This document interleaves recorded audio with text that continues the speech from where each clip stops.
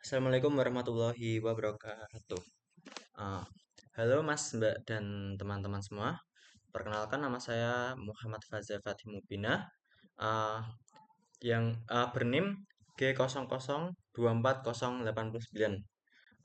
Saya berasal dari SGD A6 dengan ah, asisten laboratorium Mas Raihan. Kali ini saya ingin menjelaskan tentang laporan praktikum anatomi yang pertama, yakni yang 2.1 uretrogenital dengan soal jelaskan secara runtut mekanisme ereksi dan ejakulasi. Pertama, saya ingin menjelaskan tentang mekanisme ereksi terlebih dahulu. Jadi ereksi itu terjadi akibat stimulus seksual, bisa penglihatan, suara, bau, dan stimulus psikis. Misalnya kalau digambar itu ini. Ini tuh ini stimulus, ini erotik atau misalnya bisa dari kita memikirkan sendiri ini gitu. Yang diperkuat oleh sensasi raban langsung pada kulit tubuh dan area genital. Rangsang afferent yang kuat pada sistem saraf pusat. Nah, impuls efferent berjalan dari pusat ke medula spinalis.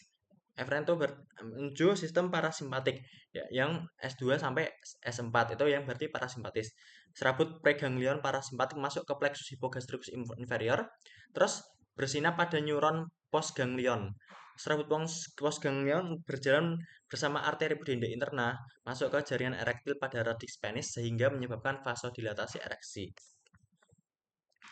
Nah, ini kayak kenapa kok kayak parasimpatis ini bikin ereksi? Nah, itu karena eh saraf parasimpatis melepaskan oksida nitrat yang mengaktifkan enzim guanil siklase.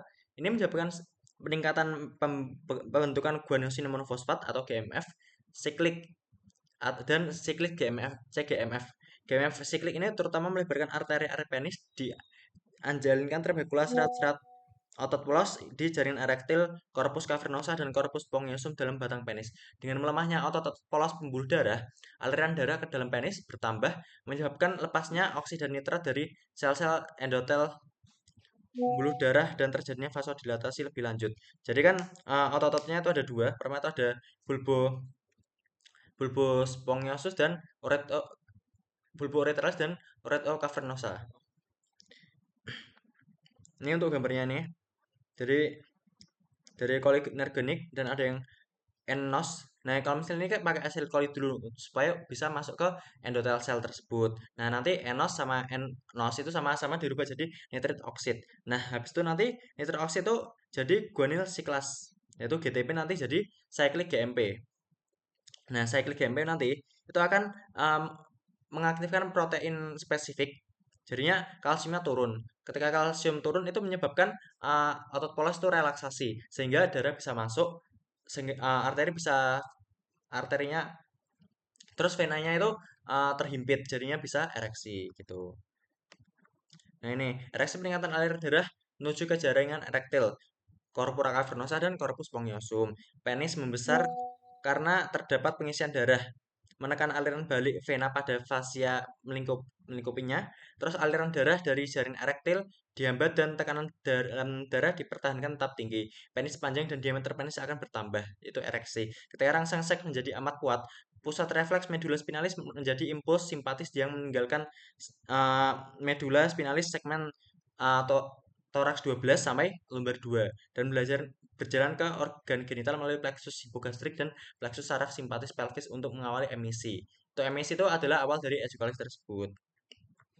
Next ke emisi dan ejakulasi tersebut. Nah, emisi itu dimulai dengan kontraksi vas deferens dan ampula yang menyebabkan kontraksi sperma ke dalam uretra interna. Kemudian kontraksi lepasan otot kelenjar prostat yang diikuti dengan kontraveskular seminalis dan akan menyemprotkan cairan prostat dan cairan seminalis ke dalam uretra juga. Mendorong sperma lebih jauh, semua cairan ini bercampur ke uretra interna dengan mukus yang telah disekresi oleh kelenjar bulbo uretralis untuk membantu segmen. Proses yang berlangsung sampai saat ini disebut emisi. Pengisian uretra interna dengan semen mengeluarkan sinyal sensoris yang diantarkan melalui nervus pudendus ke regio sakral medula spinalis yang menimbulkan rasa penuh yang mendadak di organ genitalia interna tersebut. Nah, terus selain itu, sel sensoris ini makin merangsang kontraksi ritme organ genital internal dan menyebabkan kontraksi otot-otot ischiocavernosus dan bulbocavernosus yang menekan dasar jaringan erektil penis. Keadaan ini menyebabkan peningkatan tekanan ritmis dan bergelombang kedua jaringan erektil manis dan deduktus genital serta uretra yang mengejakulasikan semen dan uretra keluar. Proses ini disebut ejakulasi sementara kontraksi ritmis otot pelvis dan bahkan kontraksi beberapa otot penyangga tubuh menyebabkan gerakan mendorong dari pelvis dan penis yang juga membantu mendorong segmen ke bagian terdalam vagina dan bahkan mungkin ke sedikit ke dalam cervix uterus. Nah, terus seluruh periode emulasi dan ejakulasi ini disebut orgasme laki-laki. Pada akhir proses tersebut, gairah seks laki-laki menghilang hampir sepenuhnya dalam waktu 1 sampai 2 menit dan ereksi menghilang suatu proses yang disebut resolusi.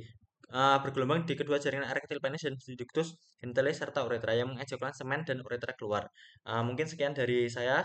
Kalau ada salah kata, saya mohon maaf. Wassalamualaikum warahmatullahi wabarakatuh.